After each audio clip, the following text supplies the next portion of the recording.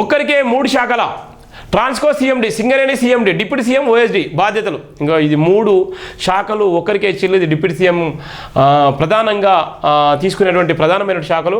ఏదైతే బట్టి విక్రమ ఆర్థిక శాఖ ఉన్నాడో ఆర్థిక శాఖకు సంబంధించినటువంటి ప్రధానమైనటువంటి ఆ శాఖలు కూడా ఆ శాఖల్లో పూర్తి బాధ్యతలు కూడా చేసుకునే నేపథ్యం ఉంది. 3 శాఖలు ఒకే వ్యక్తికి ఇచ్చినటువంటి పరిస్థితి మనం చూస్తున్నాం. ఇక్కడ Transco CMD, Singareni CMD, deputy CM ఓఎస్డీగా కూడా ఉన్నటువంటి నేపథ్యం ఉంది.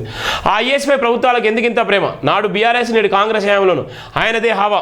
ఆర్థిక శాఖలో ఎవరినైనా బదిలీ అయితే ఆయనకే అదనపు బాధ్యతలు. ఒకే అధికారికి ఇన్ని శాఖలు ఇవ్వడంపై అభ్యంతరాలు. 2012 బ్యాచ్ చెందిన ఓ ఐఏఎస్ అధికారి ప్రస్తుతం డిప్యూటీ సీఎంకు ఓఎస్డీగా, ట్రాన్స్కో సీఎండికి, సింగరేణి సీఎండిగా ఏకాలం 3 శాఖల బాధ్యతలు నిర్వహిస్తున్నారు. ఆర్థిక, విద్యుత్ శాఖలో కీలక పోస్టులో ఉన్న ఆఫీసర్ ఎవరైనా బదిలీ అయితే ఆయనకు అదనపు బాధ్యతలు అప్పగిస్తున్న పరిస్థితి ఉంది.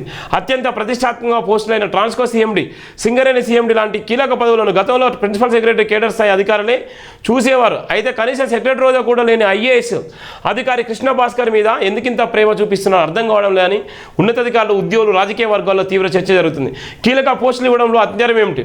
1000 మంది ఉద్యోగులు, 1000 కోట్ల టర్నోవర్ ఉండే సింగరేణి, ట్రాన్స్కో లాంటి సంస్థలు బాధ్యతను కూడా ఎలా ఇస్తారనేటువంటి నేపథ్యం ఉంటుంది. గతంలో ఉన్నటువంటి అమ్రపాలి ఇంకా అనేక శాఖలు 6 శాఖలు ఆమె చేతిలో ఉంటే సీఎం గారికి ఎమ్మట రాసిన తర్వాత జైబీంద్ర పత్రికలు రాసిన తర్వాత సీఎం గారు వెంటనే ఆ శాఖల నుంచి తప్పించిన నేపథ్యం ఉంది. ఇవాళ ఉన్నటువంటి 3 శాఖలు కీలకమైనటువంటి శాఖలు, ప్రజలకు అందుబాటులో ఉన్నటువంటి శాఖలు.